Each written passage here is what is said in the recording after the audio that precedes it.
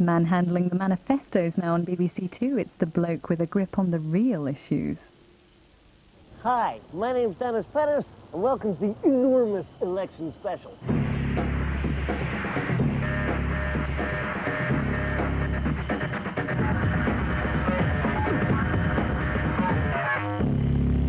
You know, this show's not going to be full of the usual political guff. Oh no, it's going to be full of famous people talking about things that really matter. We're not going to be ignoring the big issues. No way. That's not our style.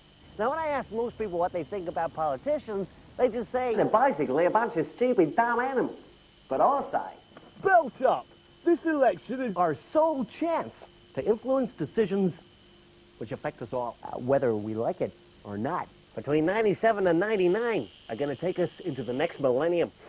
Yeah, so we should all play our part in deciding who's going to be in charge of the party.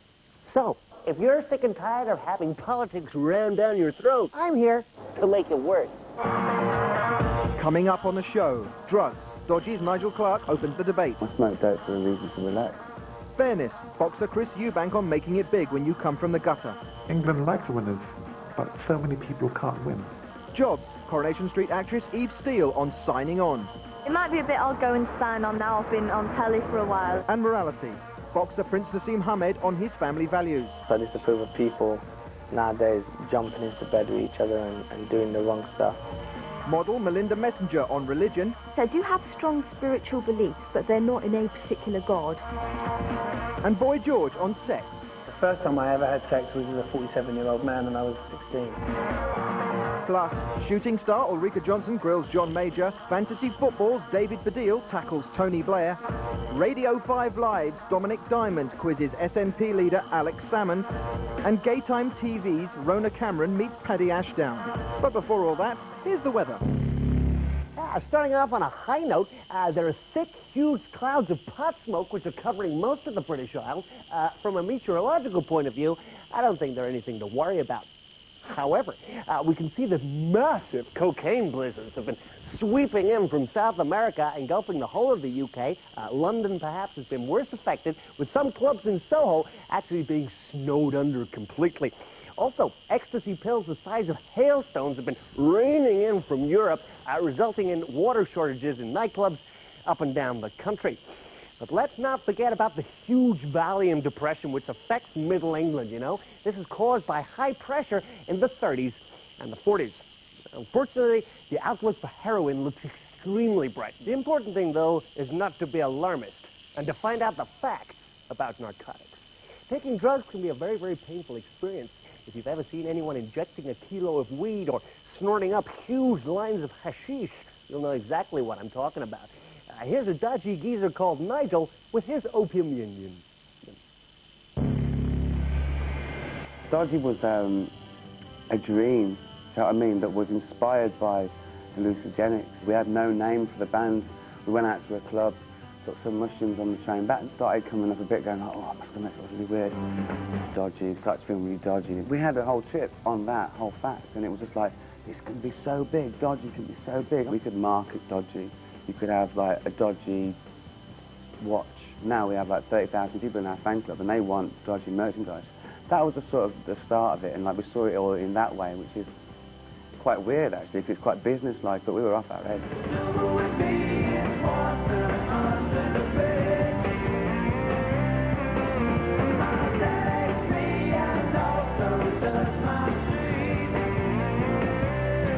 I smoke dope for a reason to relax. And sometimes I listen to music because you do hear different things, you know, get a vibe, relax, chill out. But if, say, my nephew came to me and said, you know, I've had a spliff, I'd be like, did you laugh? Did you have a giggle fit, you know, did you have one of those? So I don't see any harm in it. My son might want to chill out when he's 15, you know, having a stressful time at school, you know. I don't know. I really don't know how I'm going to deal with things like that. Hopefully there'll be more education on it. So all the scale thing, you know, it's like we're like that. Okay, dope is like there, so you just alter it a little bit. Acid is there, ecstasy is about the same place. Coke, I don't know where coke goes because it's really up and down there. But heroin is right down there, right up there though. You know, that's where you are when you took it. And then like, I've never done heroin, but I know people that have and aren't here anymore. I think there's a certain person that does that. You know what I mean? I think like everyone, there's a certain person who's an alcoholic. But we still say, oh, it's okay, you can do that. You can lose your life to alcohol because the government are making loads of money on it. Rave was a community. It was something that we never had in inner cities or in towns. It happened outside in the country where young people and old people could get together, get off their heads, dance your ass off, have a good laugh, you know, hug a few people, talk some bollocks and talk some sense to yourself. That's where Dodgy started. We didn't follow the main route of like doing normal venues in London. We started our own club because we'd seen that community. We've got a DJ down, a couple of DJs. We had a club that was like kind of a rave. People maybe come down, get off their heads and have a laugh. You know. One thing that ecstasy, you know, is good for positivity.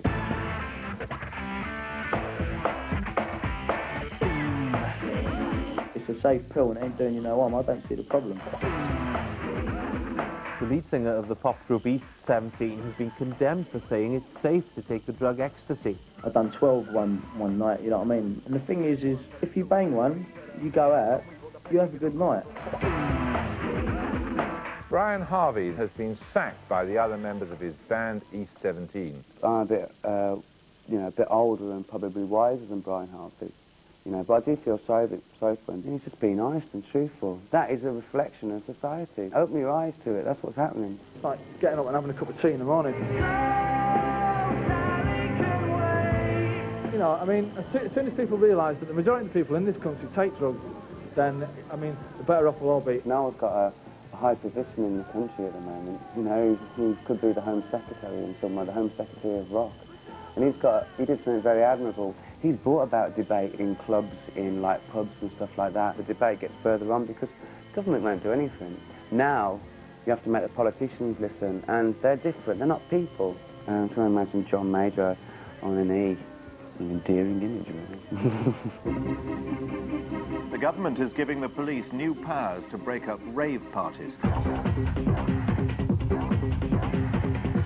Trying to stop people's fun, that's a very dangerous thing to do. I wouldn't advise the government to do that. There's 500 people in a club, they shut it down, then they can't watch those 500 people, but they'll go somewhere else the next week and the sound system will be there, the same one, the same people will be there. Because you've created this subculture where everything is like underground and, you know, secretive. Prohibition it just breeds ignorance, it doesn't educate people. My ideal of the drug situation would be to have drug houses where people can go. You know, it's a state-run thing where we take it as a cause for concern and we concern about the people that want to take it and we make it safe for them. Well, now it's time to hear what the politicians have to say about drugs. I predict lots and lots of extremely hot air coming out of all sides with huge billowing gusts out of the backside of Parliament, persistent drivel, and the airtime quality to be quite low around Westminster. Also, I expect to see the odd storm in a teacup and kettles brewing up and down the country. That's it from me. Today, no parent, however safe and prosperous their home, can be entirely easy in their mind that their child won't be offered drugs. Politicians aren't exactly what you call ravers, and when it comes to drugs, they all talk tough about the growing problem. Current anti-drug strategies have cross-party support, but almost 50% of young people have tried drugs, and experts reckon 1 million E's are popped each week in Britain. The politicians are competing with each other as to who has the hardest line on drugs. The Lear bets, the ecstasy cases, those have helped form a very strong mood at the House of Commons against any sort of liberalisation of drugs.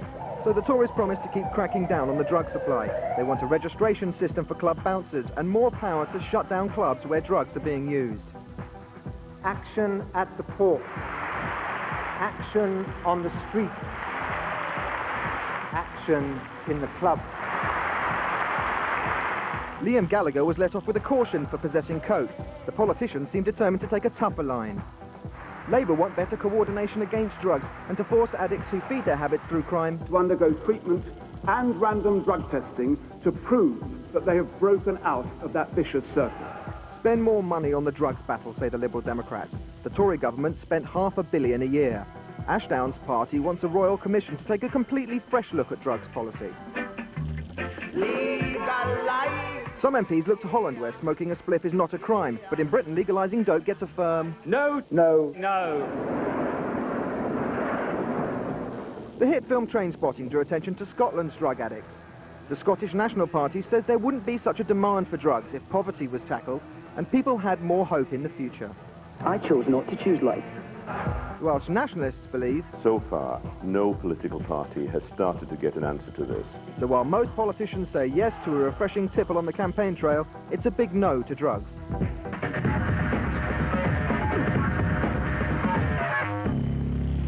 Okay, start laughing. Start laughing. Have fun. Okay, coming out later in the show, we've got John Major getting personal with Ulrika Jonsson and Chris Eubank talking to a camera about himself.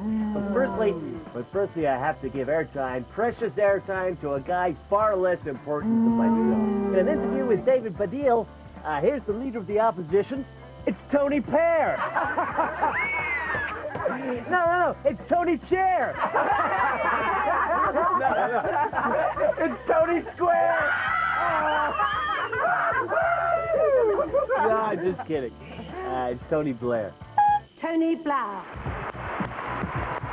Tony Blair won Labour's top job 3 years ago, and he's still only 43. It's exciting. After Scottish public school, Tony went to St John's College, Oxford, grew his hair and sang in a rock band. Now he likes Simply Red. Tony's a family man with a brainy lawyer for a wife. It caused a stir when he sent one of their 3 kids to an opted-out Catholic school. But Tony just kept grinning that famous grin. And he's carried on reforming his party, turning old Labour into New Labour. And as a North East MP, it's no surprise he's a Newcastle United fan. I like you, Tony. And I like you for a very specific reason, which is that you seem to me to be like a real person. But if it's not an overly pretentious question, I mean, are you as real as you appear? Because it seems to me that people worry. They see you surrounded by what they call spin doctors, and they think that perhaps this realness is kind of manufactured. What do you think? Well, you can't manufacture the realness in the end. I mean, people have got to make a judgment on it. But we run a professional show in the Labour Party today. Yeah. We do things in a professional way, but it doesn't mean to say you're not real or you can't be a human being at the same time. At school, you were quite an accomplished actor. Do you think that has in some way helped you to play a part, if you are playing a part of being, you know, the prospective new leader of the country? There's a bit of politics that's showmanship and acting. Yeah. I mean, like when you're in the House of Commons or something, it's like sort of a gladiator going into to battle, or you're acting to an extent. But I loved acting because I loved literature. Well, what were you in? Oh, I did various things. Julius Caesar, Journey's End. What main part in Julius Caesar? I was Mark Antony. Right. Oh, well, Mark Antony is a very political, preachifying part in which you persuade people who seem unpersuadable at the time. Yes, it's a great political speech. Yeah. When did you start getting into politics then? I got into political ideas at university, and I got into politics, joined a political party once I left university. It's interesting that, because I think that the career politician is the young sort of 18-year-old who's desperate to get into politics is quintessentially a very wet person. But if you do it out of a sense of utter conviction, I think that's a different thing. Sure, well, I mean, look, I'm bound to sit here and say to you I'm a conviction politician, but I think that I don't have much interest in the business of politics. I mean, it's not to say I can't do it, because you've got to be able to do it, but I would love to get something done. Right. You know, I'd love to be able to turn around and say after I, you know, if we were to win the election, say, well, these are the things, and I did something there, and there's an achievement there. One thing journalists get very hot under the collar about is people faking their origins, their class origins, and particularly people are worried about people trying to be more working class than they are or whatever. But it seems to me that class in this country now is just incredibly fluid. Yes, no, I think that's absolutely right. And it's a lot of our trouble has been in creating New Labour, has been that people think that if you move away from old class distinctions, somehow means you've left your roots behind, your traditions. But actually, you know, most people nowadays, they don't fit into these distinctions very easily. You don't fit into those distinctions very easily because your grandfather was a Glasgow ship worker, and then, you know, your father worked his way up, and then you went to Oxford. That's right, and my generation and younger tends to be far less hung up on these things. You know, I was brought up in Durham. I mean, I went, in fact, to private school, but, I mean, my dad was a lecturer at the university there. You know, you were pretty basically provincial middle class. Yeah. And, you know, what you find as as each generation succeeds each other is that these class distinctions become much less important. It's not to say there aren't differences of wealth. Right. No, but class is not just about wealth anymore. Yeah, exactly. Have you ever been unemployed? No, fortunately You've not. never been on the dole. Do you ever worry that you don't have any kind of shared experience with the dispossessed in this country? Because you know, I mean, comparatively, you've had a fairly easy ride. I mean, look, I never pretend to be anything other than I am, and I hope that it is in the end what I can do for people who are in that situation that is important. I mean, I was lucky, and I'm grateful for that, and I want to try and make sure that people who haven't had that luck get a bit of the help that they deserve. You are a politician, I think, whose politics are led by a sort of moral sense. Well, I hope so, but not in a sort of, you know, preachy, personalised way. But you are a Christian, though. You have said that you are a Christian. I mean, is that what type of Christian? I mean, presumably you don't go out playing the tambourine and singing Kumbaya. So, what does that mean? Well, I mean, I do have those beliefs, but I get very my hesitation about talking about it is that the moment, you know, that you do, people think. Yeah. I mean, it becomes like America, you know, or something, or. You know, no, I don't think. I mean, I think hallelujah, you know, come out and vote Labour or something. No, there's nothing wrong with being a Christian. I mean, I know, yeah, like anything else, people may take it the wrong way, and you know, whatever. But do you think it informs your political agenda in any way, your religious beliefs? Yes, I mean, I think obviously that the basic convictions that I have are related to my beliefs, and particularly the belief in people as part of a society, as well as simply individuals on their own. That is what I would call a Christian notion as well as a political notion, but it doesn't, I'm not sort of pushing it in your face and saying, you know, this is why you should be voting for me. Do you take a lot of Class A drugs? No, I've managed to avoid that. Yeah, I thought you might say, oh, I do. Oh, damn. That's a bit of a giveaway still. Because at university in the early 70s, there must have been drugs around. Sure. And did you just passed on that? I did, because my father was one of the things that my father was terribly strong about. Just one of, I mean, for all sorts of reasons I won't go into. I'd quite like to know what the reasons were. Well, I felt a particular debt to him, because of all sorts of problems he'd had, and I didn't. You know, it was just something I decided I wasn't going to do. Right, no, but there wasn't any particular reason why he was so vehement about drugs as opposed to... He was just very worried, I mean, as parents are. Right. You know. I personally think, and this is just me, that there's no logic behind the non-decriminalisation of cannabis. It seems to me quite clearly less harmful than alcohol and tobacco, and if it does lead to hard drugs, it's only because buying it illegally puts you into contact with pushers who will offer you harder drugs.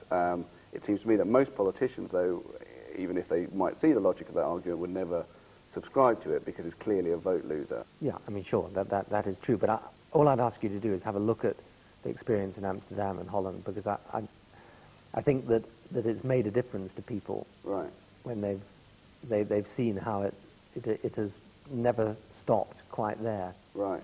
And that, in actual fact, a lot of people say, well, if that happens, you know, you're buying the drugs legally, there's not the same problem, therefore, with hard drugs.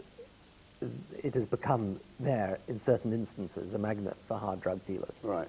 You didn't turn up for the vote to overturn the ban on gays in the military. Why was that? Because I think it's something that's got to be worked out with the military. I mean, I'm in favour of the principle of ensuring that gay people are allowed to operate in the armed forces, and I made that clear at the time. But I didn't think that we could force it upon them in that way. If one of your kids said that they were gay in later life, would that worry you?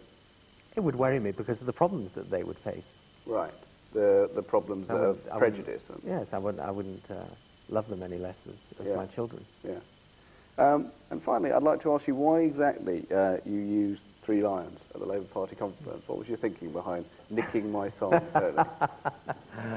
It's a great song. It's a great song. It's a very good song, and it was a great sort of concept, I think, coming home. And for us, you see, in the Labour Party, having gone through this great period of opposition, and having then made the leap to sort of transform ourselves, become New Labour, reach out to new support, was something in the idea of coming home there. There was no money in it, but for me, but there was something in Was the there idea. not? No, none at all. And also I did hear that you'd started printing Labour's Coming Home T-shirts. Is that correct? That might have been a vicious rumour.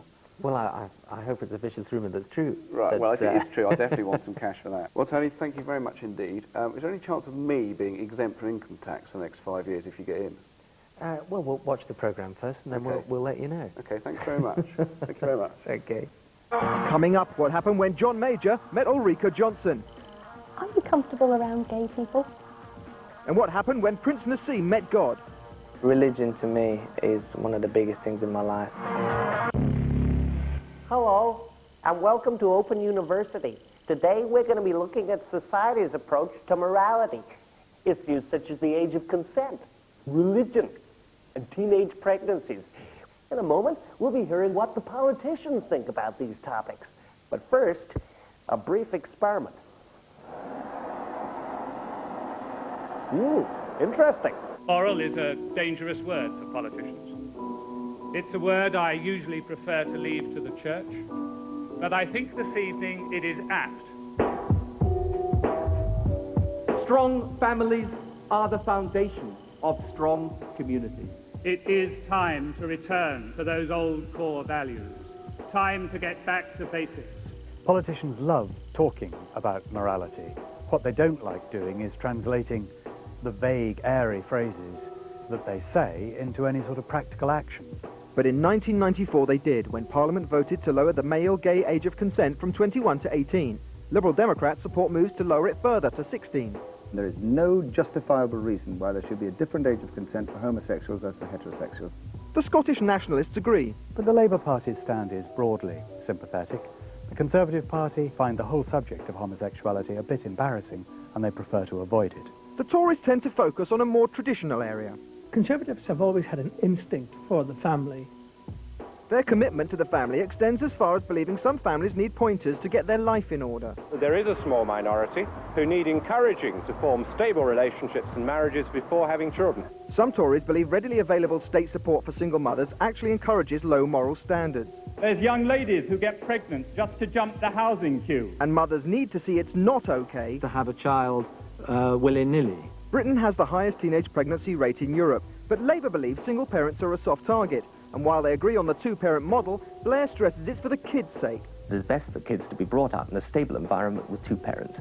Plaid Cymru leader David Wigley questions whether it's the politicians' business anyway. It is difficult for a state to instruct what its citizens should believe in or how they should behave. That's probably just as well, because young voters don't want to be preached at by politicians, especially when they seem to wag their fingers.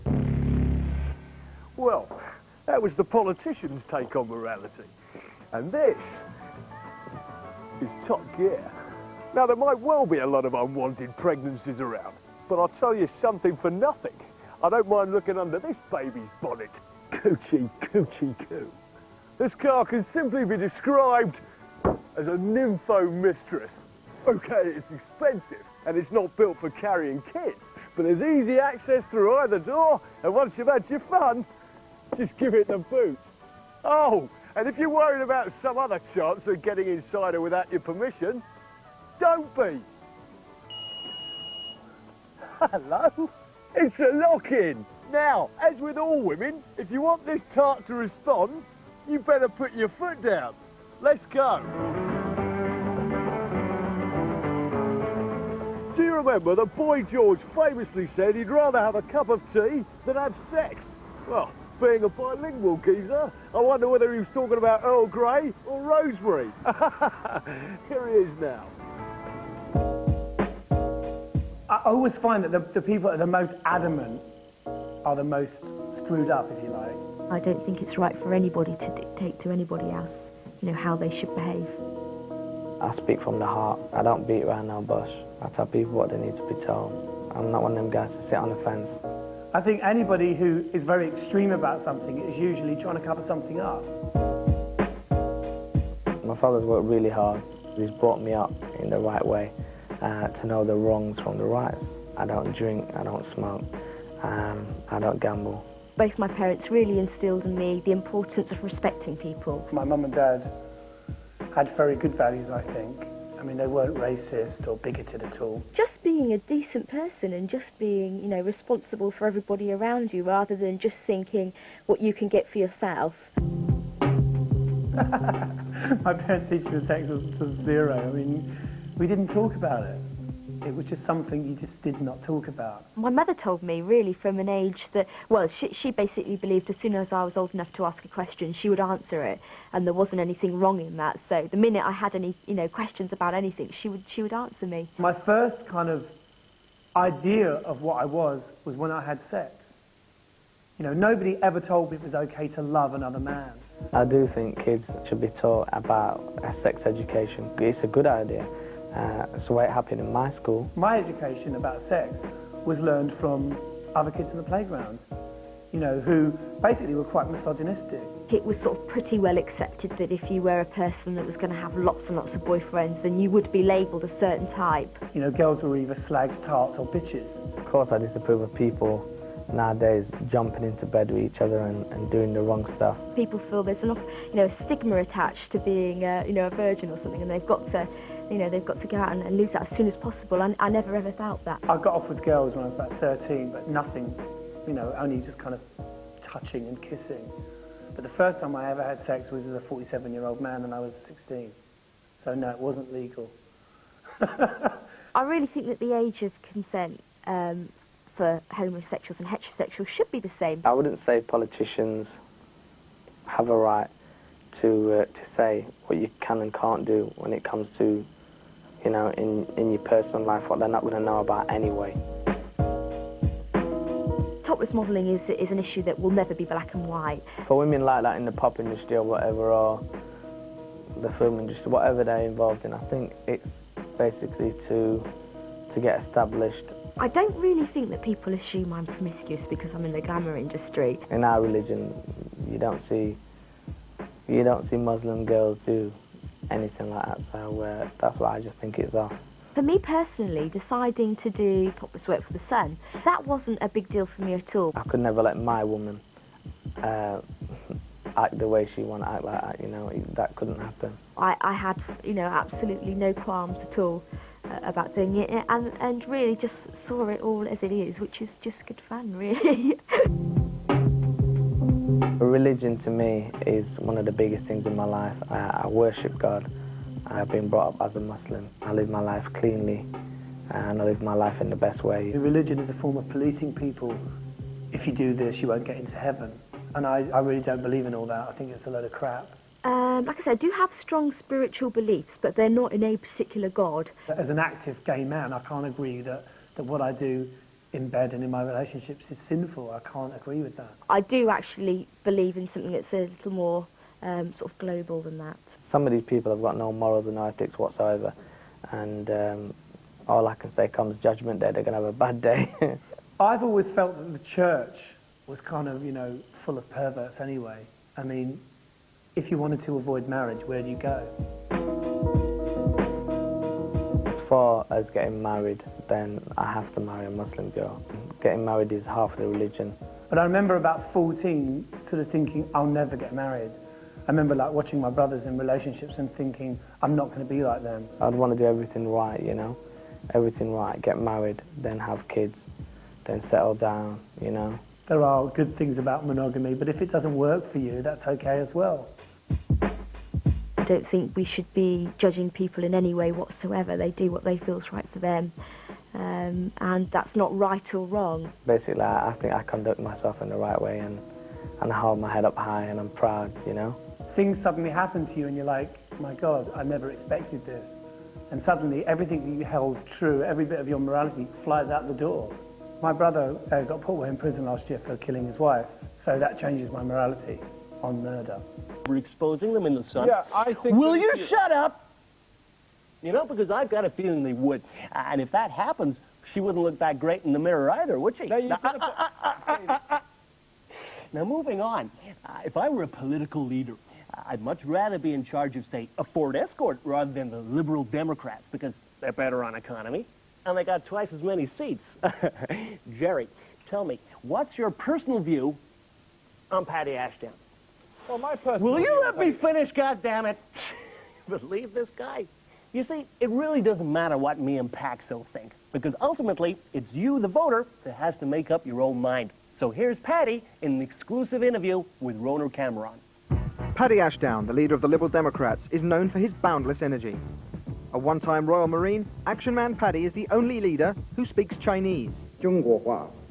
Paddy became an MP in 1983, and among his main areas of concern are education and youth unemployment. Paddy considers himself a man of the people. He and his wife Jane have 2 kids and have just become grandparents. But 5 years ago, Ashdown hit the headlines when a fling with a former secretary was exposed. A self-confessed computer nut, Paddy likes to unwind to opera. Or by taking a short sprint with friends. I'd like to start by getting an idea of your background. You're a Marine in the Royal Commandos? I was a Royal Marine in the Commandos. Sorry. But I'm a girl, I don't understand. Why should you know? Absolutely right. But what sort of things do you think you've taken from that's helped you in your life now? Or did it change you in any way? It changed me completely. First of all, they were the best friends I ever had, and they still are. The people you grew up with, the people you went through some quite difficult times with, and sometimes even dangerous times. Secondly, it gave you my political beliefs. Each one of these men, it was my privilege to command, was as good as me, and some of them were many better. And it was an accident of birth that had put me in charge of them. And they gave me my political belief, and it was the belief that if only we can give people chances in this society of ours, we've got nothing to fear. Did you know any gay people in the army? Because there's not meant to be any, of course. The man who trained me, who's now dead, was a wonderful soldier. He was the youngest commando senior officer, commanding officer in the commando regiments, and that's very, very, I mean, that's real tough soldiering. And I didn't discover until afterwards that he was gay. And one soldier that I worked with very closely, to whom on one occasion I certainly owe my life, wrote to me long afterwards and told me that he was as well. As far as I'm concerned, it makes no difference. You judge a soldier, you judge a Marine, you judge somebody on active service by their capacity to do their job. Now, there is a case, and the case says, like something like this: if you take part in sexual activity in a way which undermines military discipline, and that can happen, then you ought to be punished. But that can happen for heterosexuals as well as homosexuals. In fact, I suspect the number of occasions where military discipline has been undermined by sexual activity taking place in the armed services is far, far more numerous heterosexually than homosexually. Have you ever been unemployed? Yeah, twice. How long And for? you know, that's a very, very, very important experience. Well, the first time was tough but not impossible for about, I suppose, 3 months. The second time was devastating. I mean, we'd run out of money, my wife and I. We were down to our last £100. We sent our kids away for a holiday. We said, if I can't find a job at the end of this, we'll have to do something a bit more Do you think that affected your, you know, a pressure on your marriage, your whole family life? Undoubtedly. I'll never, ever forget it. It unmanned me. It withdrew my self-respect. It put pressure on the family. It was a terrible, far worse experience, I have to say, far worse experience than all the experiences I may have had in the Royal Marines, which may have been in some cases more dangerous from time to time, but not as bad as that. How did you get off the dole? I got a job on a thing called the community program for the long-term unemployed. Oh, yeah. I've been in one myself. There you go. And it was a lifeline for me. And then I got a job on that working for Dorset County Council, and I was a youth worker. So here's this bloke who's been a commando officer, yeah, I've done all who's been a diplomat, who's been a senior businessman. Like your father? And it's like my father. And then has to do a job as a youth worker. And I thought, well, got to do it. That's the only way we can live. It's the only way we can get ourselves off the position of unemployment. Let's talk about your family life now. I read that your daughter was quite a handful when you were growing up. She was quite difficult, and you had to be quite strict with her. I'm afraid I was. If I look back, I was probably a pretty Victorian father. Really? More towards my daughter, I'm ashamed to say. I mean, we have the closest relationship. One of the luckiest things for me is my kids are also my best friends. What sort of rows did you used to have? I mean, what were the main areas of conflict with your daughter? She behaved terribly badly. Really? No, come on, I did. No, the truth was that I had, and this is the fault of parents, isn't it? My father didn't do it with me, but I failed. Your father wasn't strict with you? Yeah, he was strict, but he didn't try. Let's start slightly differently. I think my generation will be looked back as the golden generation. No AIDS, birth control, the 1960s, a job whenever you could have it, no drugs. We were asked when we left school, what job would you like? Here's a road to choose from. You think of young people today, it is immensely more tough than it was then, with all the things. So I wanted, naturally, my kids to have the best and be protected as far as possible in what was a far, far more difficult world for them to go up in than I was able to. Younger people tend to develop a very different moral code from older people. Do you think this was true of your children?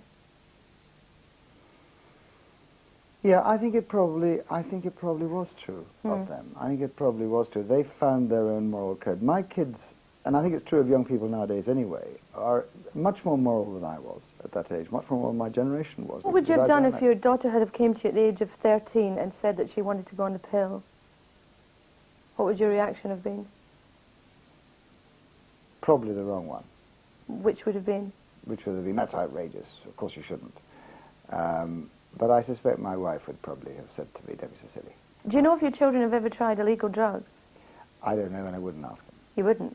Don't you think you should? No, that's up to them. Have you ever tried illegal drugs? That's a matter for me. Mind your own business. Okay. Do you think Incidentally, that... I was asked that question not long ago, and I gave a sort of fumbly answer. It's a big issue, isn't it? I was trying to be terribly polite to the That makes us think you have now, that you've gone, oh, no, no. Otherwise you go, no, no, no, no, no. But the point is this, and this is, look, I was in the jungle in the 1960s. We didn't get many drugs there. I was actually fighting a war in the 1960s, but I think that there is a point at which, in my view, the press and the public have no right to intrude into the private lives of individuals 30 years before. The important thing now is, am I in favour of the legalisation of drugs? No, I'm not. I have to tell you straight, I'm not in favour of that. There was a time when I considered that might be something that had a good deal of argument for it. But then I went to live in Moss Side, and I lived there for 3 days. I've never been so terrified in my life. Okay, so finally, how would you persuade someone to vote? I mean, if I was to come up to you and say, oh, I don't care, what's the point, voting, who bought it, how would you persuade me? Do you care about your education? Yes. There's only one way to fix that, and that's through politics. Do you care about whether you're going to have a house? There's only one way to do that, and that's through politics. If you don't get involved in politics, you can't change any of the things that you want to have for yourself and for your children in this life. Okay. Paddy Ashdown, thank you very much. Thanks. Still to come, what happened when John Major met Ulrika Jonsson, and Tony Cream's beginner's guide to voting. What's some of that? Smell good, huh? Well, you can't have any. G'day. How you doing? Do you remember on last week's show, Johnny the Parrot was in all sorts of trouble? Well, I'm glad to say there's been some great developments.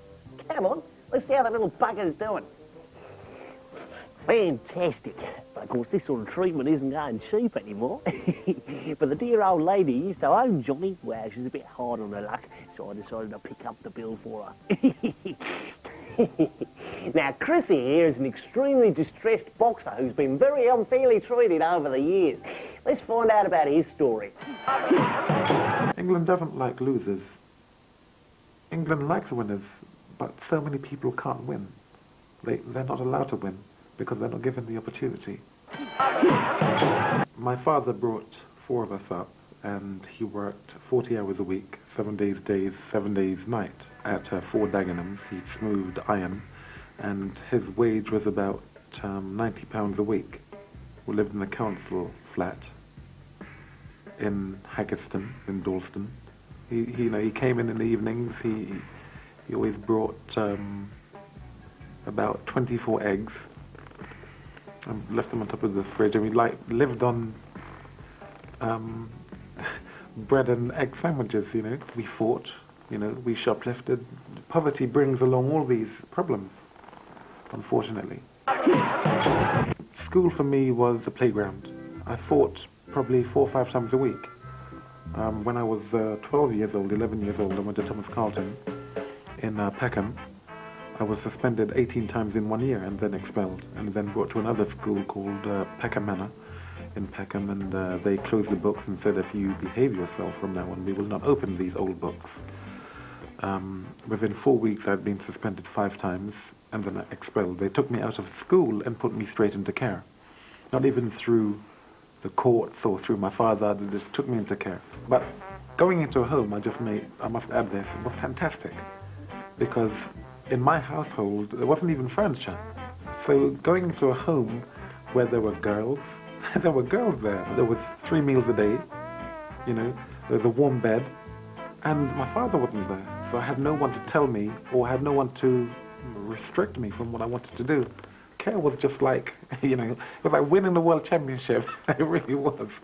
All of the things what happened to me, you know, if you're talking to a middle to upper class family or parents, you know, they'd say, you know, how terrible for you. But it was fantastic when there is no comfort, it's just hardship. And that doesn't break you, it makes you harder. All the times I was smoking and drinking alcohol and partying and shoplifting, I knew it was wrong. And all I wanted was the opportunity to get out of it. So I was only being fattened up for the kill in this country as far as the law was concerned.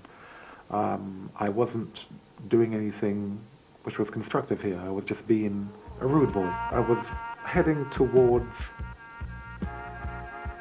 the concept of costing the system rather than contributing to it. And my father saw that. So he made me go and live with my mother in New York. I had no one there. There were no friends around me. I had no temptation. I stopped all my bad habits. I enrolled into school in the Bronx, Morris High School, in February of 1983. I enrolled into a boxing gymnasium at Jerome Boxing Club at 150th Street on Westchester Avenue, and I started to go to church with my mother. And I was determined to make a success of myself no matter what. And I did. I graduated from school in June of 1986. I turned professional in October of 1985, and I understood that it was dangerous. You know, people have died, people have been irreparably hurt in this business. Am I stupid? No. Am I a masochist? No. I done it for a reason, and the reason was money. You're simply the best. I'm a showman. I like style. I like fashion. I'm a victim of all the things that I've seen. I'm a victim of capitalism. I had no idea of what was coming. My attitude was, you win the world championship, and that's it. The world is your oyster. And it's so far from the truth. The world is not your oyster. The newspapers have portrayed me to be different from other people, and I'm not. But they've made me out to be that way because of my character, because of my confidence, because of my successes. Because for these little bits of paper, people feel as though you are different, and they don't like it because they want these little bits of paper as well. And in doing that, they've made the one thing that I really need evade me, which is acceptance, and that's the freedom I want. I'm losing it. I'm losing it. Come on, fella. Come on, mate. Can you find a pulse? It's very small. Shall we try mouth to mouth? I guess it's worth a try, nurse. Oh! No! I think he's a goner, mate. Oh, it's so unfair. But that's life, honey. Let's see if the political world could have given this little fella a fairer chance. How do we create in Britain a new age of achievement in which all of the people, not just a few, all of the people can share? Beautiful day. I came into politics to open doors, not to shut them. It would be for the benefit of everybody in these islands if the doors were opened rather than jammed closed. Politicians love to use the O word. A society of opportunity. That is the opportunity. Opportunity for all. Every party has its own idea of what's fair, whether it's hospitals, transport or prison sentences. But it's education that's the favoured policy when politicians want to talk about fairness. One way in which every politician can, in a way, be seen to be supporting both equality and opportunity is education. Labour's priority is improving state education. I don't believe anything would do more to break down the class divides that have no place in a modern country in the 21st century. In the soul of the Labour Party, there is a real commitment, a passionate commitment to equality. The Tories' buzzword is choice, They promise more specialist schools and... More selection, they'll have it. Why should government say no if parents say yes?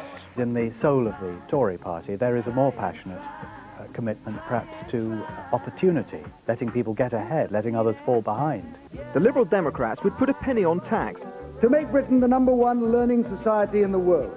The Liberal Democrats, and to some degree the Scots and Welsh nationalists too, are also a little more interested in equality and perhaps a little less interested in what the Tories would call individual opportunity. Voters should trust more to their instincts about politicians than they should to what the politicians actually say.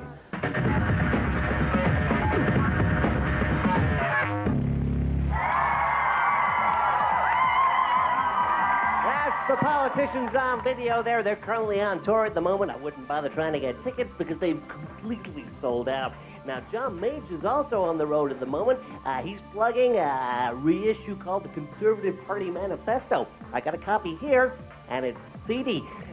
But he's on the show tonight in an exclusive duet with Ulrika Jonsson.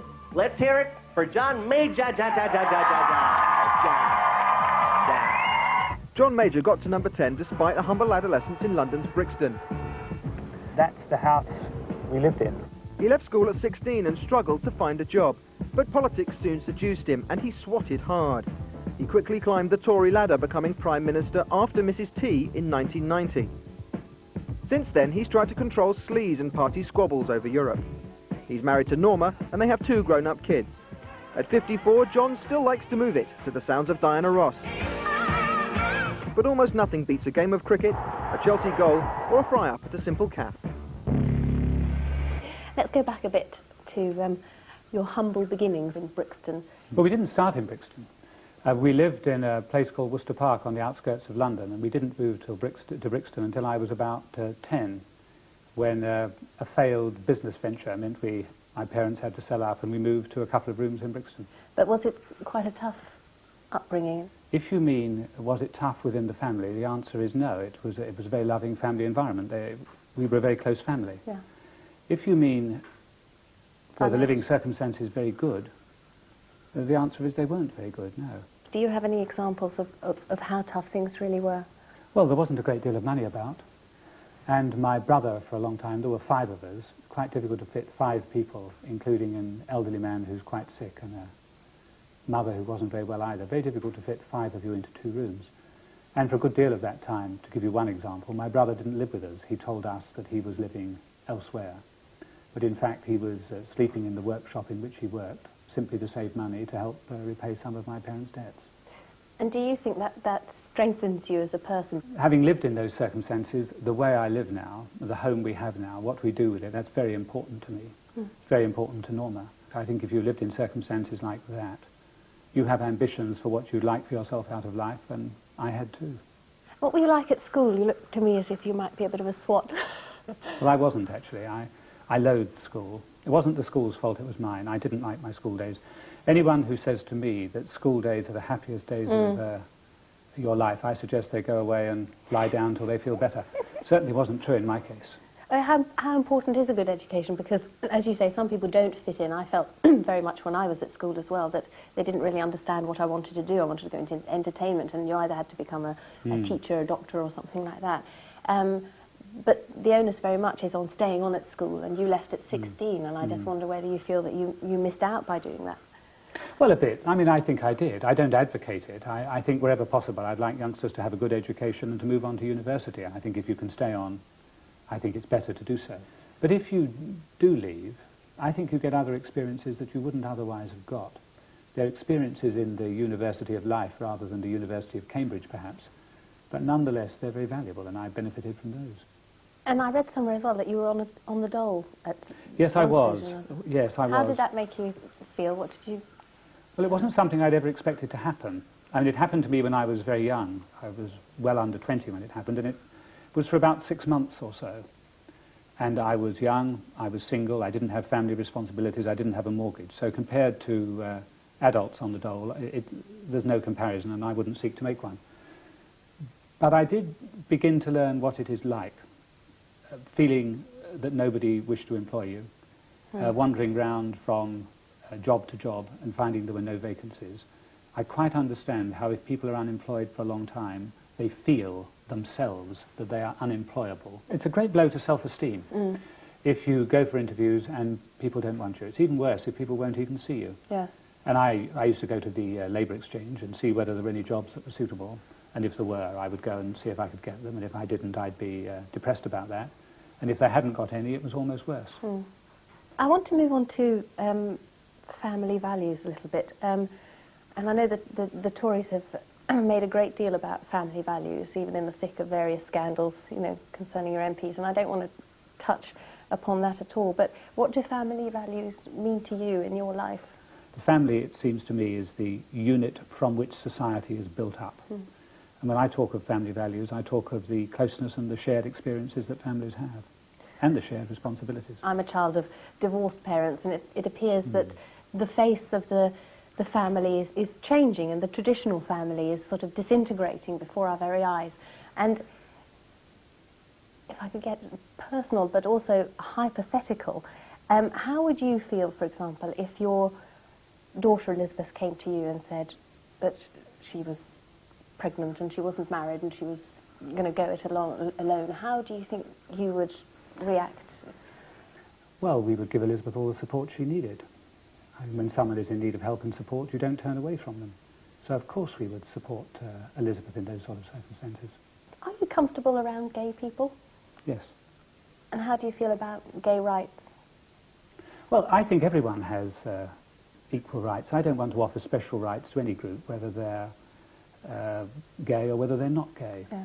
But if you mean, do I wish to discriminate, or do I wish to see the end of discrimination, I don't like discrimination. Whether it's discriminating against people who are gay, or whether it's discrimination against people for some other reason, colour, religion, whatever it may be. You voted for the gay age of consent to be lowered to 18 as opposed to 16.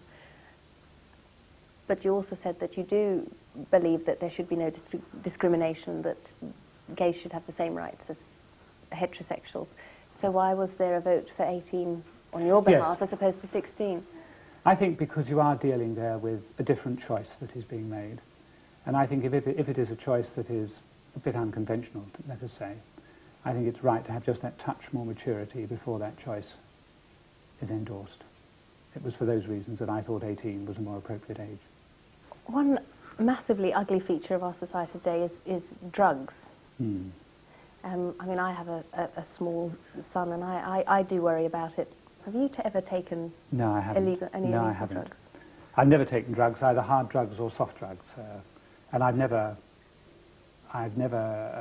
remotely wished to. Soft drugs are the gateway to hard drugs, and I do take a very tough line against drugs. I do think they steal the mind as well as the body. They're wicked. Do you think either of your children have ever tried them? Well, to the best of my knowledge, no. No. Do you discuss drugs and sex at home? I mean, not on a daily basis, but were you part of their sexual education? Well, I think our family's always been pretty open, but all subjects are always open for debate and discussion. I don't want to go into what they are, but there's never been any barriers in our home about the things that are discussed. Never. Do you feel in touch with young people of today? I see rather more of young people going around the country than most people would imagine. But if you were to ask me, do I honestly believe I'm deeply in touch with all aspects of what youngsters from 10 to 20 feel, the answer is, I don't think any adult is, and I wouldn't claim to be myself.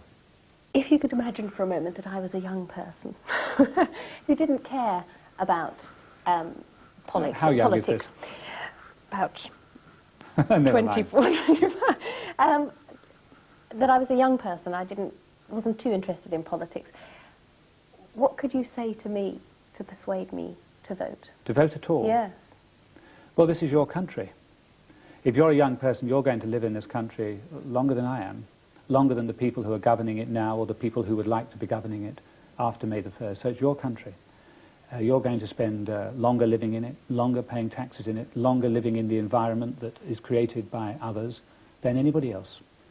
And you have a right to play your part in creating that environment. What could you see yourself doing if things go upside down on May 1st? Politics, well, I hope it won't happen, and I don't believe it will happen.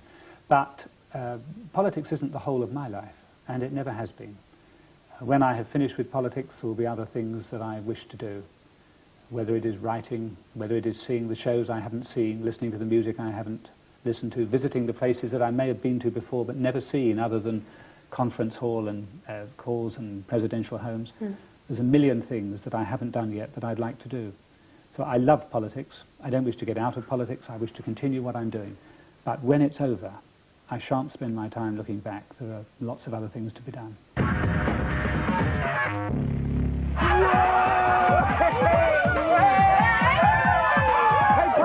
What's the difference between me and an MP? About 20 million thousand quid a year! Listen, how are we supposed to trust these MPs, you know, when they're not even smart enough to pay themselves a decent wage, huh? Okay, let's take a few calls. Who's on line 1? Oh, hello, it's Peter Milton. And what do you do, Pete? I'm your bank manager, Mr. Pennis. Just returning your call. Oh, hey, Pete, yeah, how you doing? Morning, baby. Listen, just wondering how the old bank balance is doing this morning. Oh, very healthy indeed, sir. Healthy, very healthy indeed. We want figures, man. We want to hear some figures. 44,567,983 pounds, Mr.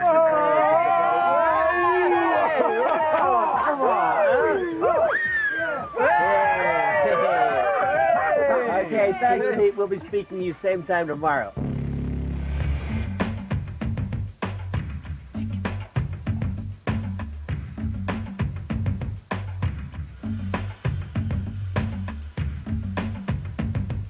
Suppose you're pleased with that, are you? Me? Yeah, at what you've done to him. I don't know why he's changed. Since you batted your eyelashes at him and seduced him back into that house. After I finished history, I went away for a few weeks, but now I'm back and I'm going to sign on again, even if it's just for a fortnight or so. I've heard it's a bit more complicated, so I'm going to go and find out. Right, Eve, my name is Pauline Fick and I'm going to take your fresh claim today. Have you got a CV? Yeah, I Is have. it up to date? Yeah, an up-to-date that's CV good, and a photo and stuff, that's yeah. fine. It's quite nerve-wracking to go back to living without that financial security, knowing when you're next going to get a job, when you're next going to get some money. So what we'll do now, we'll draw up a job seekers agreement of what you'll do on a week-to-week basis to look for work. There were a couple of years between when I was 16 and 18 where I had to live without any money, without any financial stability, and I think that's prepared me for it.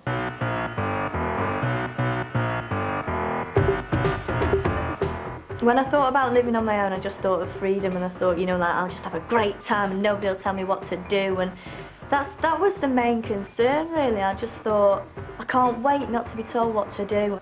When I moved into my first bedsit, you know, there were financial problems, but of course I'd never had money because I'd been, you know, I'd only had spends, and because we weren't very well off at the time, I didn't have much in the way of spends. I couldn't sign on because I was under 18. You had to be 18 to sign on or get housing benefit. Luckily, something came up for the council. After probably 3 months or something, they realised how young I was, that I was under 18, and they cut my wages. And not only did they cut my wages because I was supposed to be on a lower rate, but they also said, well, we've been overpaying you for a couple of months, so we're going to deduct that from your wages. So then there was a time where I was getting, I think it was £50 a week. My rent was 35. My bus fares came to about £6. You know, I had nothing to live on. I was really broke then. But it was better living on nothing and having my freedom at the time than going back home and feeling like I'd failed, really. When I had to go home and I was back in the same position again, I was really angry. I felt like I'd really tried. For a long time I was just waiting for my 18th birthday when I could go and sign on and I could support myself. I could move away from home, I could get housing benefit. And then I just felt like when that happened, then I could start thinking what I wanted to do. What the hell are you doing here?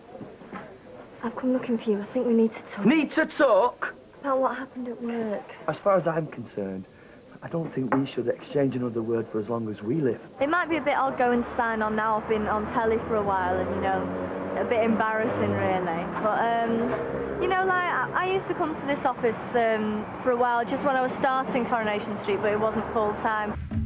I think there are times when, you know, maybe you could get a job and signing on could be a better option. But you see, once you get stuck in a job that you don't like doing, that's it, you're stuck in it. Whereas if you can give yourself a little bit of time, you can look around and see something maybe that you might enjoy doing rather than just taking something because you've got to get something there and then. Hey, why don't you take up prostitution? She's used to working the street, man. They're jammy bastards, though, the unemployed, aren't they? Aren't they jammy bastards? Huh? You know, I worked out that I'd save 12 million quid a year in income tax alone if I didn't work. You know, I just don't understand these bums. Hey, Rupert, what's it like to be unemployed, man? I don't know, Dennis. I've always had a job. Well, send us a postcard, sucker. You're out of here. I ain't joking, baby. Fuck off. See ya, Rupert. Adios, baby. Adios. You know, that might seem a bit harsh, but you got no idea how ugly that bastard was, huh? We will implement a program to take 250,000 young people off benefit and into work. People treasure independence, their own independence. The first step to independence is to get yourself a job, and the Tories are proud of their record on unemployment. It's the envy of Europe. They believe Britain's jobless don't want to be treated as passive recipients of benefit, but as active job seekers. Those without work for 2 years or more must do work experience or risk losing benefit. For many of them, it's just the motivation that they need. Labour plan to fund job creation with a tax on the profit of the privatised utilities to help cut by over half the number of young people unemployed. Both Labour and the Liberal Democrats believe in setting a minimum wage, something the Tories believe will result in job loss. The minimum wage is the wage of the dole queue. The SNP aim to create 100,000 new jobs in a first term, and Plaid Cymru has a policy of paying people to work rather than paying them a pittance to rot on the dole. Now, the buildings you see behind me are the Houses of Parliament, currently home to all British MPs. However, Alex Salmond, who's leader of the SNP, wants to change all that. Now, he's from a small country called Scotland, which apparently is up north somewhere, and he's looking for an independent Scottish parliament. Now, the official terminology for this is evolution, which I personally feel is something a lot of Scottish people missed out on. So here with Dominik Diamond, please welcome possibly the only Scottish salmon in Britain not to be dyed pink, smoked, and shoved up a bagel's butt. Alex Salmond joined the Scottish nationalists in his teens. Hey. Now 42, he's led for 7 years the party that wants Scottish independence. Freedom! He loves all things Scottish, except for the kilt, which he never wears. An economist and journalist by profession, Alex prefers writing policy to chatting about his private life. His constituency is at the heart of Scotland's fishing industry. But not everyone has the vote. Alex supports, yes, the Scottish rugby team, but keeps himself fit playing golf. And after a hard day of politics, Alex relaxes to the Celtic beat of Kaye. What made you get into politics then? Was it like one thing, one event, one person? I got involved in politics at university, and I had a girlfriend at university who was secretary of the Labour Club, and she was from Hackney. And we were arguing about, because I questioned Labour's commitment to Scotland. This is back in '73. And we were arguing about that, and late at night she said, well, if you feel like that, go and join the bloody SNP then. And so that's what I did, and that's how I joined the SNP, and the rest is history. Were you ever unemployed, or were you working totally from university onwards? No, I mean, as a student, I didn't get jobs sometimes when I wanted them, but not since I left university. And, you know, this is one of the big differences, isn't it? I mean, that in the 70s, the expectation was if you qualified with a reasonable degree, then you wouldn't be unemployed. And it's the removal of that legitimate expectation in the 80s, and particularly in the 90s, which I think has destroyed a lot of the hope and aspiration that young people have. What I'd say to all young people is put their shoulders to the wheel and let's change this country for the better. Let's, well, to quote Mel Gibson, let's join together and get what we've never had, a country of our own. Interesting that you quote Mel Gibson there. Did you like Braveheart? I thought it was great. I thought it was a fabulous film. It was Hollywood history, certainly, and I mean, I wouldn't say every T was crossed and I was dotted exactly where it was 700 years ago, but nonetheless, the theme of the story was absolutely right, and the aspiration and sentiment behind it was absolutely correct. After Braveheart, every child in Scotland knows who William Wallace was. Looked like Mel Gibson. Yeah, he's a wee Australian guy. Well, the film did a sort of self-parody of that, you know. Yeah. That can't be William Wallace, he's a big guy. not a wee squat. If Scotland were to become independent, what kind of moral climate would you like to see? Well, I don't think it's the job of politicians to preach to people in terms of individual personal morality. I think that's outside politics. But what I think politicians have the obligation and responsibility to do is to try and look to a society where community morality puts a stress on equality of opportunity, the ability of all people to try and achieve what they're capable of doing, and a society which faces its responsibilities to each other, which we'd call the common weal in Scotland. Do you believe in equal rights for gay people? Well, yes, I do, and not only to aspire to that, but to have it entrenched in the Constitution. I mean, I envisage a society which, unlike the UK, which has no written constitution, no protection ultimately for the people, where everything is decided on the whim of a parliament, on the whim of a current-day collection of MPs, where laws can swing one way or the other. I mean, what we should have is a written constitution which entrenches human rights and political government responsibilities. What do you think the age of consent should be? I think it should be the same for heterosexuals and homosexuals. I mean, I've voted for 16. I think there's an element of individual moral conscience in that. I mean, I'm not certain it's right for a political party to dictate the conscience of individuals, but for my part, that's the way I vote. Have you ever tried illegal drugs, Alex? I didn't exhale.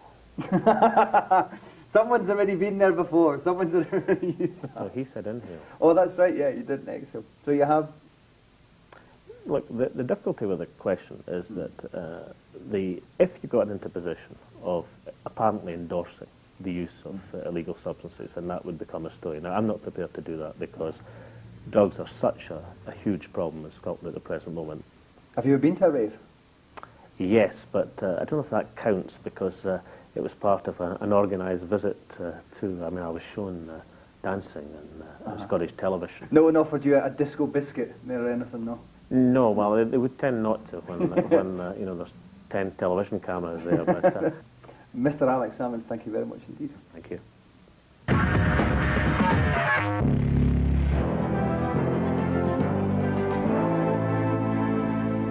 Now, if the next guy we're going to hear from were elected as a Tory MP, he'd probably end up leaking documents to the national press. A natural no. He's been living in a tunnel underneath Manchester Airport in protest at plans to build a new runway. He is, of course, Mr. Swampy. And hopefully, we can talk to him right now, direct via satellite. Hello there, Skimpy. Hello, Dennis. Nice to be talking to you. Now, Squiffy, although you've been living in a tunnel underneath Manchester Airport, you actually have a team of cleaners who come along every morning, do the housework, tidy up for you, that kind of thing? They come to work about 8:30, and then you just read and stuff, really, you know, whilst they're shoring up the tunnel towards you and taking out the doors that you've got in. I'm sorry there, Scampy, the doors? You've got members of the doors in the tunnel with you? That is amazing. Now, why is that? Because you get quite nostalgic down there. Yeah, but Squiffy, I mean, how have the police reacted to members of the doors being in the tunnel with you? There was a bit where they went for one of the doors, and Ian and I defended the door. That sounds very, very scary. I mean, you've obviously clashed with the authorities on many, many occasions. But do you think the voting is an effective way of bringing about the changes that you want to see? Direct action's a much better way of empowering yourself. You know, it gives you a voice, and voting every 4 to 5 years doesn't actually change anything. I take it you're not going to be voting then, Scampy. You're not registered to vote? No, I'm not registered to vote. I won't register to vote. I'm not going to play their game. What game is that? Is that Yahtzee we're talking, or Kaplunk? Listen, anyway, we're running out of time. It's been a pleasure talking to you, Skimpy. You take it easy, fella. Yeah, nice one, Dennis. Goodbye. Now, after that, I think you'll agree that the argument against voting, just like Swampy, simply doesn't wash. The show's almost over, but hopefully you've decided that you want to vote. But how do you actually go about doing it? Well, I've asked a close friend of mine, Mr. Tony Cream, to show you how it's done. Now, Tony is a triumph of the Scare in the Community program. An ex-chartered accountant from Worthing, he's kindly given us some of his valuable parole time to make a short guide to voting. So before I hand you over to Tony, it just remains for me to wish you a very, very happy election, and may the first be with you.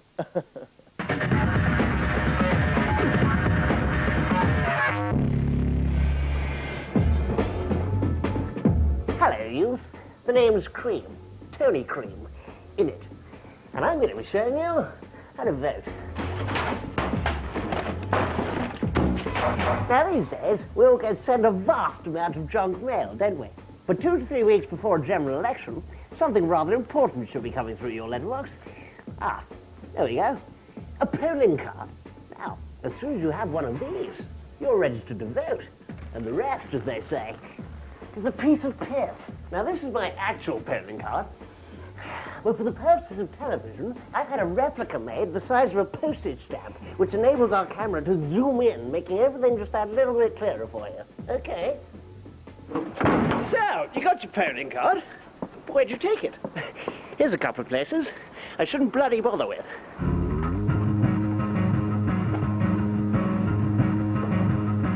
Sorry? I'd like to vote. This is a police station. Oh, is it? Oh, balls.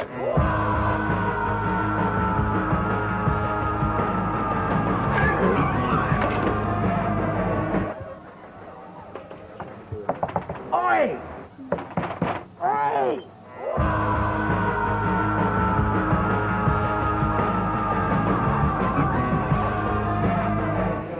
I want to vote, please. Vote. Vote. I need to vote. Funny, isn't it?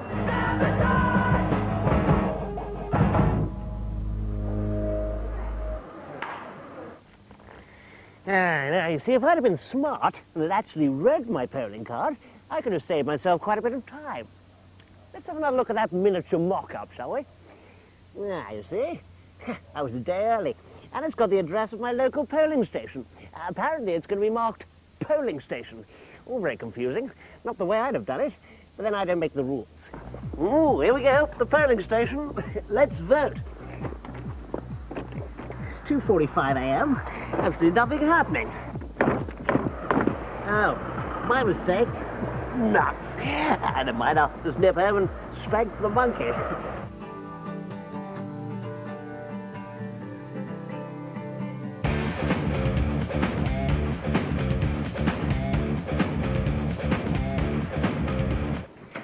It's 8 o'clock, and I'm inside the polling station with my polling card safe and sound. But what would happen, perchance, if I'd lost or forgotten it?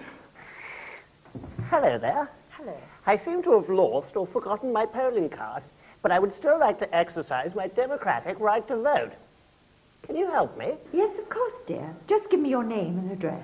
Tony Cream, Highbury Road, London M5, 2ZZ.